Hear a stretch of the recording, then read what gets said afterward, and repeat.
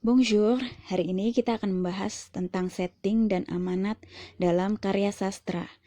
Setting atau latar itu adalah keterangan mengenai ruang, waktu, serta suasana yang terjadi di dalam peristiwa-peristiwa pada sebuah karya sastra.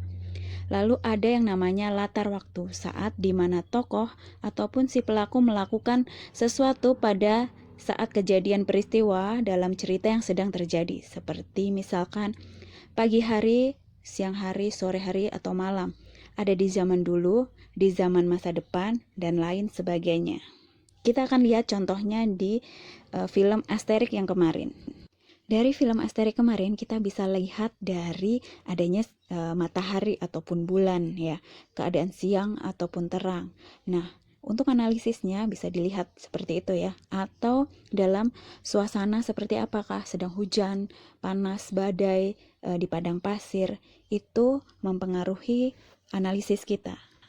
Latar waktu juga kita bisa tahu dari adegan. Misalkan tadi dari film kita bisa tahu sinar matahari atau sinar bulan itu dalam keadaan malam atau siang. Atau dari tulisan ya, jika itu dari novel menggambarkan cerita pada waktu siang atau malam. Lalu kalau dari dialog ini kita bisa tahu dengan dia berbicara siang hari ini. Selanjutnya adalah latar tempat, di mana tempat tokoh atau si pelaku mengalami kejadian atau peristiwa. Ini bisa di dalam bangunan, di kota, di dalam hutan, di sekolah, dan ini bisa berupa gambar tadi seperti tadi di adegan, atau dialog yang disebutkan nama tempatnya atau nama kotanya. Kita akan coba lihat lagi di dalam film Asterix yang tadi ya. Baiklah, kita lihat dari adegan-adegan di sini. Ini menunjukkan nama-nama tempatnya.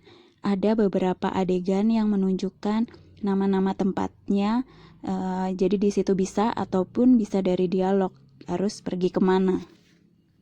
Nah, selain dari tempat yang ada nama-namanya, kita juga bisa lihat dari adegan lain. Tadi misalkan di desanya, di istana, lalu di hutan, dan setelah itu di camp para prajurit Roma, lalu di padang pasir, dan di pasar, pasar budak, ya.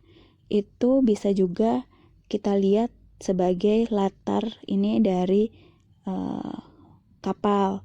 Jadi di situ kita bisa lihat latar tempatnya ada di mana saja. Iya, banyak memang, tapi kita bisa mengklasifikasikan kota di mana saja, lalu tempat apa saja, lalu ini ada di istananya ya.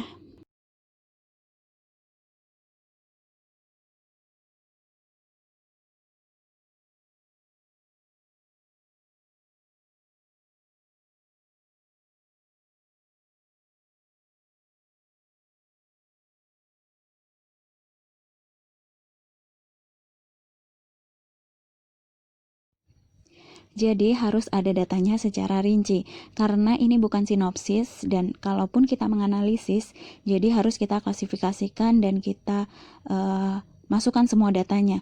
Misalkan Mademoiselle banyak banget, iya, jadi nanti kita bisa klasifikasikan, misalkan Roma ada berapa data, di desanya ada berapa, di camp ada berapa, di padang pasir ada berapa. Jadi nanti kita bisa simpulkan bahwa latar tempat ini ada berapa macam, begitu untuk analisisnya. Selanjutnya adalah latar suasana. Ini situasi apa saja yang terjadi pada saat tokoh atau pelaku melakukan sesuatu. Jadi perasaannya, apakah dia galau, lelah, gembira, marah, dan sebagainya. Ini bisa dilihat dari adegan atau dialog. Kita lihat contohnya dari film Asterix ya. Ini yang pertama adalah Obelix ketika dia jatuh cinta, ya kan. Lalu Asterix nggak ngerti. Nah ini si bawahan Caesar yang dia takut ya. Ternyata dia harus membuat acara yang sukses gitu kan. Ini Asterix yang tadi masih perasaannya jatuh cinta. Lalu Obelix ya, ini Asterix yang dia sedang marah, lalu ini pacarnya Falfabella. Lalu kita lanjut ke amanat. Menurut Wahyu Siswanto, amanat ini adalah suatu gagasan yang mendasari karya sastra, pesan yang ingin disampaikan pengarang kepada pembaca atau pendengar. Jadi amanat sama seperti pesan moralnya itu apa dalam film atau karya sastra tersebut. Lalu selanjutnya ciri-ciri amanat. Yang pertama, pesan moral dalam suatu karya sastra biasanya disampaikan di akhir cerita, atau pesan moral itu disampaikan pengarang bertujuan agar audiens mau melakukan sesuai dengan amanat di dalam isi cerita. Atau ada juga amanat dapat dijelaskan atau diketahui secara eksplisit dalam bentuk seruan, nasihat, peringatan, saran, anjuran maupun larangan yang berhubungan dengan tema utama sebuah cerita. Hal itu tadi bisa dalam dialog ya, misalkan jangan mencuri karena itu adalah perbuatan berdosa. Nah, bisa seperti itu untuk larangan ya. Lalu amanat dapat disampaikan secara langsung maupun tersirat melalui tokoh karakter atau penokohan dalam cerita. Jadi bisa diketahui dari tokoh atau penokohan yang antagonis, protagonis. Nah, kita bisa tahu amanatnya apa yang mau disampaikan.